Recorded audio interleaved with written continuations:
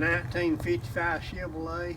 Got a 302 engine in it, crane heads, quick fuel carburetor, competition cam.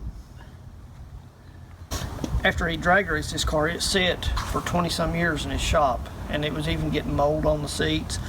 So me and my son took it out, and we took it to a car show just because it sounds wicked. And we decided we would bring it to my shop and restore it for him. But we loaded it up on the trailer. Instead of going to his shop, we came down here, and he said, "Where are you going with my car?" And I said, "We're going to take it down to my shop. We're going to clean it up, may sand it and primer it and paint it." And he said, "I don't want you to take one of those long, detailed frame-off restoration jobs." I said, "Okay." So then on the way down here, Isaac asked me, he said, "Well, what are we going to do, Dad?" And I said, we'll just have to, if we're going to do it, we need to do it right, do it from the ground up. He said, "Well, how are we going to hide it from Papa?" And I said, "Well, we just have to keep the doors closed when we know he's coming down here so he won't see it."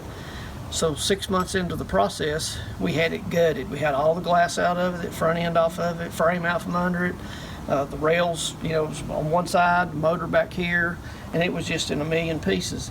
And him and Mom drove up, and he walks in here and he sees the car turned sideways on a rotisserie, and then he puts his hands on his head and he said, "Oh my God, what have you done to my car?" And so at that point, it was out of the bag. So long story short, 3 years later and about 800 hours, Isaac and I finished it for him.